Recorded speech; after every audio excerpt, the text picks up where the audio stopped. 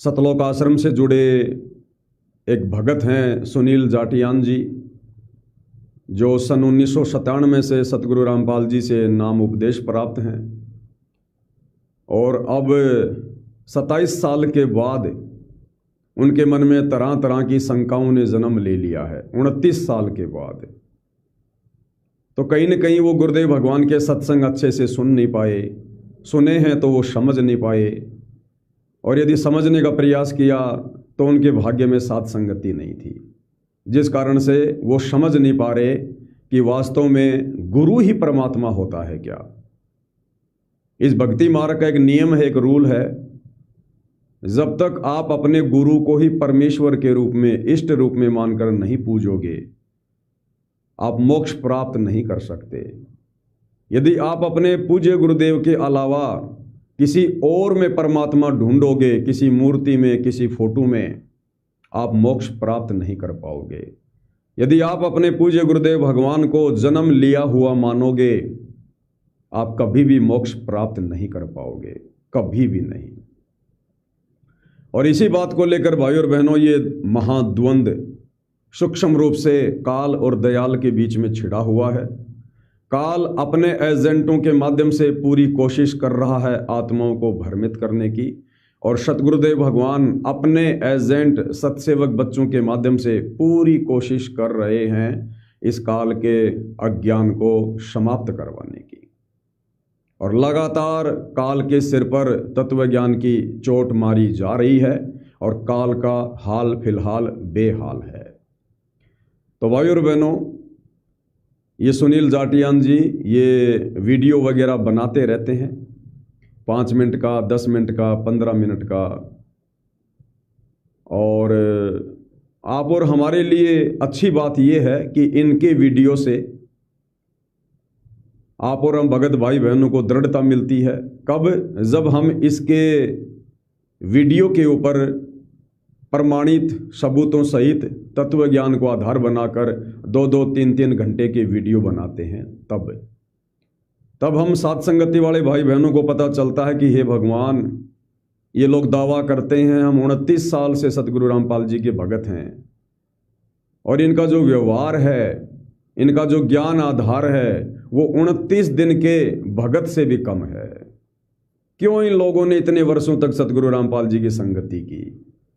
इन्होंने सृष्टि रचना को भी अच्छे से नहीं समझा, सतगुरु रामपाल जी के सत्संगों को, मर्म को ये नहीं समझ पाए। ये गुरु को मानुष मानकर उनकी संगति करते रहे, और गुरु को मानुष मानने वाला कभी भी गुरु के ज्ञान को नहीं समझ सकता। और यही कारण है आज सतलोक आश्रम वालों के ऊपर काल बैठा हुआ, काल, कुछ भी नहीं सूझता इनको, कुछ भी। तो भाई और बहनों, कल के वीडियो में हमने सुनील जाटियान की 7 शंकाओं का प्रमाणित समाधान किया। आज पूज्य गुरुदेव भगवान के आशीर्वाद से उनकी 5 शंकाएं और हैं, उनको भी हम देख लेते हैं क्या क्या शंका उन्होंने अपने 9 मिनट के वीडियो में जाहिर की है। आज है शंका नंबर 8, और क्या कुछ इन्होंने जाहिर किया है वो हम देख लेते हैं। शंका नंबर 8, और कबीर परमात्मा हमें वापस सतलोक ले जाने के लिए ये समझा रहे हैं कि मैं तुम्हारा पिता हूं, मुझे पहचानो, और जैसे निर्विकार तुम सतलोक में थे तुम्हें वैसा बना रहा हूं। सुनील जाटियान जी ने अपने 9 मिनट के वीडियो में जो 8वें नंबर की शंका जाहिर की है, वो शंका ये है भाई और बहनों कि करनी तज कथनी कथे अज्ञानी दिन रात, और कुकर जूं भोकत फिरे सुनी सुनाई बात। पंडित और मसालची दोनों सूझे नाही, औरों को करे चांदना रह आप अंधेरे माई। तो ये हालत हमारे सुनील जाटियान भाई की है। ये आप और हमें तो शिक्षा दे रहे हैं कि सतलोक से चलकर वर्तमान में कबीर भगवान संत रामपाल जी के रूप में आए और कह रहे हैं बच्चों मुझे पहचानो, मुझे पहचानो, और जैसे तुम सतलोक में थे निर्विकार, तुम वैसे निर्विकार बनो। और इसके बावजूद विषय वासनाओं का पक्ष लेकर उनके समर्थन में खड़ा हुआ है। तो क्या कुछ ये कह रहे हैं, एक बार इन्हीं के मुख से सुन लेते हैं। और कबीर परमेश्वर वापस ले जाए। और कबीर परमेश्वर वापस ले जाने के लिए हमको क्या कर रहे हैं कि हमको ज्ञान समझा रहे हैं, ये समझा रहे हैं कि मैं तुम्हारा पिता हूँ और तुम मेरे पास आना है तो तुमको भजन करना होगा। जैसे निर्मल तुम अपने कबीर परमेश्वर के प्रति जैसा भाव सतलोक में अन्य आत्माओं का है, वैसा ही भाव जब हमारा हो जाएगा तब हमको यहाँ से लेके जाएंगे और यहाँ का सारा ऋण उतार के। बिल्कुल, बहुत बढ़िया बात कही इन्होंने। क्या कहा इन्होंने? और कबीर परमेश्वर हमें वापस सतलोक ले जाने के लिए ये समझा रहे हैं कि मैं तुम्हारा पिता हूं और मुझे पहचानो। तो सुनील भाई, 29 साल से आपने तो पहचान लिया क्या? अरे दूसरों को वीडियो बना बना के शिक्षा दे रहे हो कि कबीर भगवान वर्तमान में सतलोक से चलकर सतगुरु रामपाल जी के रूप में धरती पर आए हैं और हमें ये समझा रहे हैं कि मैं तुम्हारा पिता हूं, मुझे पहचानो और सतलोक चलो। तो सुनील भाई, आपने तो 1997 से पहचान लिया क्या अपने कबीर भगवान को, जो दूसरों को शिक्षा दे रहे हो? क्या कह रहे हैं?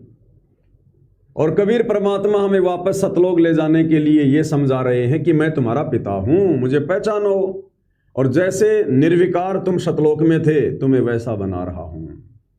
तो हमारा जवाब है, लेकिन 29 साल से तुम ही अपने पिता को कहां समझ पाए? सुनील भाई, तुम्हें 29 साल हो गई भक्ति करते करते, ना तुम समझ पाए, ना तुम्हारा परिवार समझ पाया, ना ये सतलोक आश्रम से जुड़े भगत भाई बहन समझा पाए। तुम लोगों ने अपने पिता को तो 1997 में ही जीते जी आकाश मार्ग से सतलोक भिजवा दिया। अरे तुम्हें कौन समझाएगा मेरे भाई? अब जो समझाने के लिए सतलोक से चलकर धरती पर आया था उसको तो तुमने एआई से वीडियो बनाकर 9 मार्च 1997 के दिन सतलोक भिजवा दिया। तो तुम्हें समझाएगा कौन? अब अभी तक तुम समझे नहीं, समझाने वाला सतलोक जा चुका है, तो तुम्हारा तो मोक्ष हो लिया फिर भाई। तो पहले तुम तो समझो कि वास्तव में वो कबीर भगवान वर्तमान में धरती पर कौन है। लेकिन 29 साल से तुम ही अपने पिता को कहां समझ पाए? पिता को तो 1997 में जीते जी आकाश मार्ग से सतलोक भिजवा दिया और एक कागज के टुकड़े को पिता मानकर, कबीर मानकर धोखा खा रहे हो। 8 सितंबर 1951 से वो कबीर भगवान सतलोक से चलकर सतगुरु रामपाल जी के रूप में इस धरती पे प्रकट हैं। साहिब से सतगुरु भय, सतगुरु से भय संत, धर धर वेख विशाल अंग, वो खेले आदि और अंत। साहिब से सतगुरु भय, सतगुरु से भय साध, और ये तीनों अंग एक हैं, गति कुछ अगम अगाध। अरे भगवान कोई 50 साल बाद आगे जाके भगवान नहीं बनता है, भगवान तो शुरू से ही भगवान होता है। आदरणीय गरीबदास जी के 12वें पंथ में खुद कबीर परमात्मा जी ने आना था। 12वें पंथ हम ही चल आवें, सब पंथों को मिटाकर एक पंथ चलावें। और पिछले वीडियो में आप जी को बिल्कुल क्लियर कर दिया गया है परमाणु के साथ में कि आदरणीय गरीबदास जी के 12वें पंथ में 17 फरवरी 1988 को खुद कबीर भगवान चल के आए हैं सतगुरु रामपाल जी के रूप में। तो तुम कहां समझ पाए अपने कबीर भगवान को? अगर समझ पाए होते तो ये 27, 28, 29 जून 2026 को उस कागज के टुकड़े कबीर की नकली बेजुबान मुर्दा फोटो का प्रकट दिवस नहीं मनाते। उस कागज के टुकड़े को अपना कबीर भगवान मानकर भोग नहीं लगाते, उसको नहीं पूजते तुम जो पूजने जा रहे हो। तो कहते पंडित और मसालची दोनों सूझे नाई, औरों को करे चांदना रहे आप अंधेरे माई। अर्थात यदि अपने पिता सतगुरु रामपाल जी हैं तो जून में प्रकट दिवस किसका? फिर भैया प्रकट दिवस किसका मना रहे हो तुम? सुनील भाई, बुद्धि के पट बिल्कुल ऑफ हैं, बिल्कुल ऑफ। तो कह रहे हैं कि हमारा पिता कबीर भगवान सतलोक से चलकर हमें वर्तमान में यह समझाने आया है कि मुझे पहचानो, पहचानो मुझे। तो भैया तुम कहां पहचान पाए? काल ने एक छोटा सा झटका दिया, छोटा सा झटका, और वो 25 मिनट का एआई से वीडियो बनाकर डलवा दिया और वो AI पूरे भगत समाज को ले डूबी, पूरे भगत समाज को। आज सतलोक आश्रमों से जुड़े बच्चे बच्चे की जुबान पर यह है कि सतगुरु रामपाल जी, हमारे गुरु जी तो 1997 में सतलोक चले गए और आज उनके चोले में कबीर भगवान है। सबसे बड़ा काल का जाल था, सबसे बड़ा काल का जाल। गुरु को मानुष मनवाने का काल का सबसे बड़ा हथियार था। और आश्रमों से जुड़े बच्चे बच्चे के दिल में ये बात समा गई कि हमारे गुरु जी तो एक जीव थे, हमारी तरह एक मनुष्य थे, माँ के गर्भ से जन्म लेकर आए थे। और हमारे गुरु जी को तो कबीर जी ने 1997 में सतलोक भेज दिया। अंदर तक बात बैठ गई। और इस कलयुग की पिछली पीढ़ी में अब ये बात दिल से बाहर नहीं निकलने वाली है, और नहीं निकलेगी तो तुम सतलोक नहीं जा सकते भाई। तो दुनिया को क्या संदेशा दे रहे हो भाई? पहले खुद तो देख लो, तुम कहां खड़े हो भक्ति मार्ग में, किस पायदान पे खड़े हो? अरे गुरु को मानुष मानने वाले तो कुत्ते की योनि में जाते हैं। गुरु को मानुष जो गिणे कर चरणा अमृत को पान, ते नर नरक में जाएंगे युग युग बने समान। और क्या कह रहे हैं कबीर भगवान की बातें यहां पर? और जैसे निर्विकार तुम सतलोक में थे, तुम्हें वैसा बना रहा हूं। जैसे निर्विकार तुम सतलोक में थे, मैं तुम्हें वैसा बनाने के लिए आया हूं। तो तुम निर्विकारी बनना चाह रहे हो क्या? तुम तो खुद ही निर्विकारी रहकर भक्ति नहीं करना चाहते। तुम तो रमैणी के पक्ष में हो, तुम विषय वासनाओं के पक्ष में हो। ये निर्विकारी हंस तो परमात्मा साध संगति से जोड़कर भक्तों को बना रहा है। इस बात को लेकर तुम्हें आपत्ति है, तो तुम कहां उस परमेश्वर के मिशन के अनुसार चल रहे हो भाई? सतलोक में हम निर्विकारी थे, हंस थे। परमात्मा कहते हैं मेरा हंसा भाई हंस रूप था जब तू आया। जब तू सतलोक से यहां आया ना, तू हंस रूप था, तू निर्विकार आत्मा थी। और अपना स्वरूप भूल में भूल्या, ताते जीव कहाया। मेरे हंसा भाई हंस रूप था जब तू आया। तो जब हम सतलोक से आए थे तो हम हंस रूप थे, शुद्ध आत्मा थी। और वापस जाएंगे तो हंस बनकर ही जाएंगे। इन विषय विकारों को अपने अंग संग चिपका के नहीं जा सकते। ये रमैनियां करते करते, बच्चे पैदा करते करते, शारीरिक भोग करते करते हम कभी भी हंस नहीं बन सकते। तो तुम बात तो करते हो बड़ी बड़ी, क्योंकि गुरु का ज्ञान सुनकर 2-4 बार याद हो जाता है। कोई भी फेंक देगा आगे मार्केट में, लेने वालों की कोई कमी नहीं है। लेकिन असल में दूसरों को उपदेश देने का फायदा उस समय है जब आप खुद उस उपदेश पर खरे उतरो। तब आपके वचनों का, आपके शब्दों का दूसरों पे असर होगा। तो यदि कबीर परमेश्वर हमें निर्विकार हंस बनाने आए हैं तो भाई बनो ना। कब बनोगे फिर? कब बनोगे फिर तुम निर्विकार हंस? तो ये निर्विकार हंस बनाने की प्रोसीजर भाई सात संगति में चालू है और कहीं नहीं है। मेरे हंसा भाई हंस रूप था जब तू आया। लेकिन सारे के सारे भगत जो सतलोक आश्रमों से जुड़े हैं वो बगुले बने रहना चाहते हैं। बगुले, हंस और बगुला दिखने में एक जैसे, जैसे सात संगति वाले और सतलोक आश्रम वाले दिखने में एक जैसे, लेकिन उनके कर्म, उनका आचार विचार, उनका व्यवहार, उनका भक्ति मार्ग, उनकी भक्ति क्रिया बिल्कुल अलग अलग, बिल्कुल अलग अलग। तो बात करते हो तुम हंस बनने की और बने रहना चाहते हो तुम बगुले, तो कैसे सतलोक जाओगे भाई? और ये बात भाई मैं नहीं कह रहा, ये तो पूज्य गुरुदेव भगवान ने अपने सत्संगों में कही है।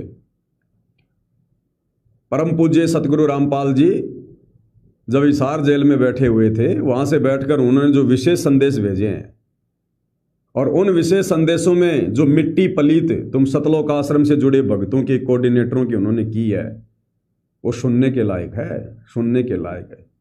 शर्म आनी चाहिए, शर्म। सारी सृष्टि का मालिक है और सार्वजनिक रूप से अपने प्रवचनों में और तुम आश्रम वालों को तुम्हारे कुकर्मों को लेकर लताड़ रहा है। तुम बात करते हो निर्विकारी हंस बनने की, और तुम्हारा गुरु 28 साल की मेहनत के बाद भी तुम सतलोक आश्रम वालों को कह रहा है कि तुम तो जगत वालों से भी गए गुजरे हो, जगत वालों से भी तुम कहलाते हो भगत, और तुम्हारे जो कर्म है ना वो जगत वालों से भी गए गुजरे हैं। क्या कहा उन्होंने, एक बार उन्हीं के मुकम्मल से सुन लो कि अच्छे इंसान तो जगत में भी ऐसा नहीं करते जैसे तुम भगत कर रहे हो।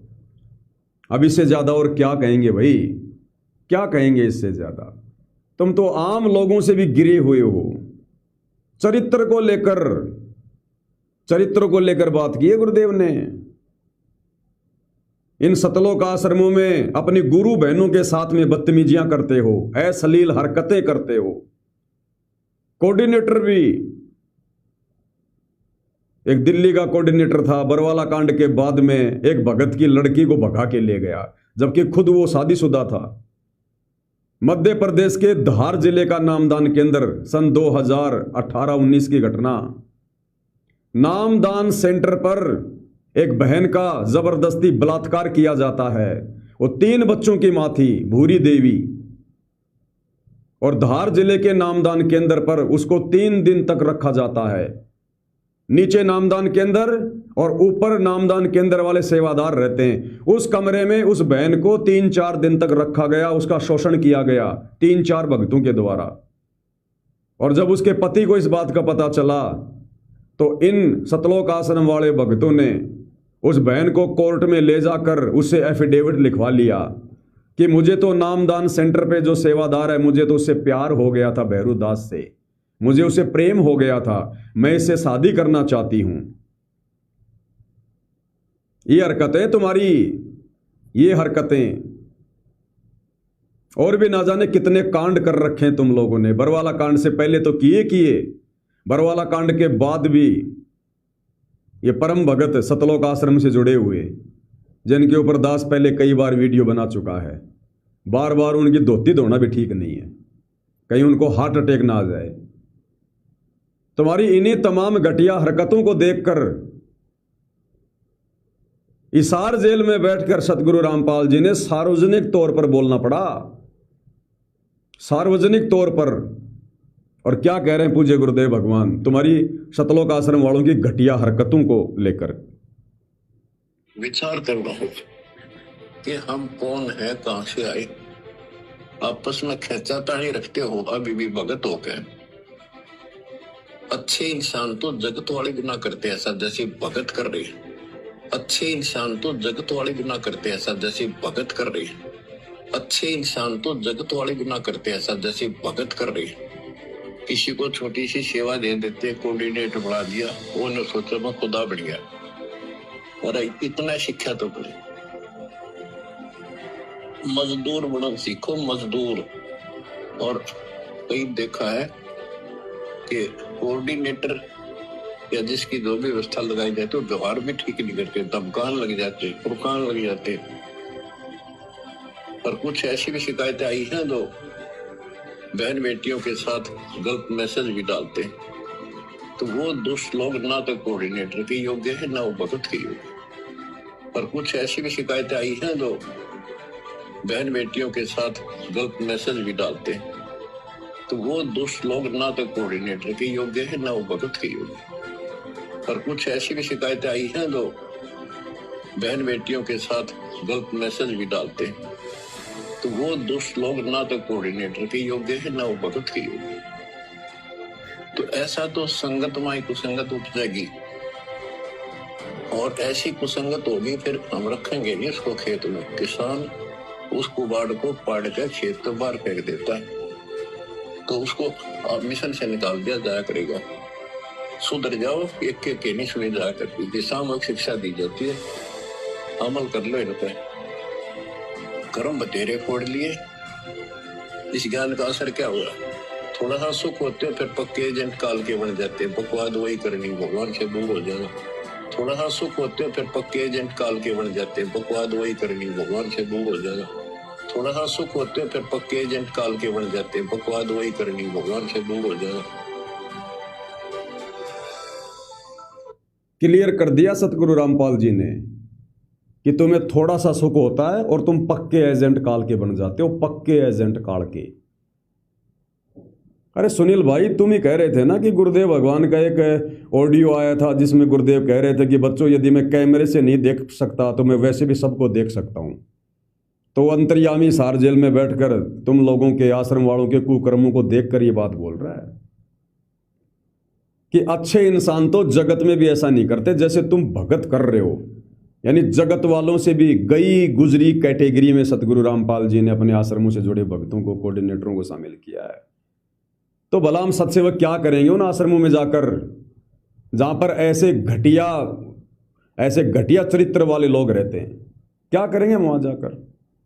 जिस सतलोक आश्रम धनाना को सतगुरु रामपाल जी ने कुएं की संज्ञा दे दी, जेल की संज्ञा दे दी, हम क्या करेंगे उस जेल में जाकर, उस कुएं में जाकर? बताओ क्या करेंगे हम वहां जाकर? बात कर रहे हो तुम निर्विकारी हंस बनने की, कि परमात्मा सतलोक से चलकर हमें निर्विकारी हंस बनाने आए। अरे तुम बन रहे हो क्या? अपने गुरु की उम्मीदों पे तुम खरा उतर रहे हो क्या? तुम तो उनके सीने में वज्रघात कर रहे हो, जैसे भृगु ऋषि ने लात मारी थी विष्णु जी के सीने में। अब तुम अपने गुरु की मर्यादा तोड़कर उनके सीने में लात मार रहे हो। अरे गुरु को दुखी करना, गुरु को लात मारना कह दो, बात एक ही है। हंस बनाने की प्रोसीजर साध संगति में है। इसीलिए सतगुरु रामपाल जी ने अंत में सारी बातें विचार के, सोच समझ के, कि ये अपनी गंदी और घटिया हरकतों से बाज नहीं आने वाले। ये आश्रम वाले कभी भी अपने गुरु को परमात्मा के रूप में नहीं मानेंगे, ये मानुष ही मानेंगे। काले कम्बल के दूसरा रंग नहीं चढ़ सकता। इसलिए उन्होंने फिर अंत में अपना यथार्थ 13वां पंथ अलग से चलाया, गुप्त मिशन साध संगति। और साध संगति वाले भक्तों का आचार विचार व्यवहार बोलचाल भक्ति क्रिया तुम 12 पंथ वाले सतलोक आश्रम वालों से बिल्कुल भिन्न हैं, अलग हैं। तो खुद गुरुदेव भगवान कह रहे हैं कि तुम कितने निर्विकारी हो। और यही कारण है कि सार जेल से बाहर आने के बाद कुछ ही दिनों में सतगुरु रामपाल जी ने अपने बड़े बेटे वीरेंद्र की सतलोक आश्रमों से नो एंट्री कर दी। कहाँ हो वीरेंद्र महाराज? दिखाई भी नहीं दे रहा तुम्हें आजकल वो। अब आने वाले दिनों में हाथ पैर जोड़ के माफी मांग के नाक रगड़ के आ जाए तो बात अलग है, क्योंकि परमात्मा तो दयालु है, मौका देता है। उसकी नो एंट्री कर रखी है फिलहाल, नो एंट्री, उसके कुकर्मों को देखकर। बात कर रहे हो निर्विकारी हंस बनने की, दुनिया को उपदेश दे रहे हो। यानी चोला भगत वाला और कर्म जगत वाला, दो नाव की सवारी करना चाहते हो तुम? दो नाव की सवारी, चोला भगत वाला और कर्म जगत वाला, तो ये नहीं चलेगा इस मार्ग में भाई। ये अंतर्यामी परमात्मा है, कोई आसाराम जैसा नहीं है, राम रहीम जैसा नहीं है जो इनको पता नहीं चलेगा कहां क्या हो रहा है। इस अंतर्यामी से बच नहीं सकते, और समय आने पर सब की जड़ उखाड़ देगा, सब की जड़।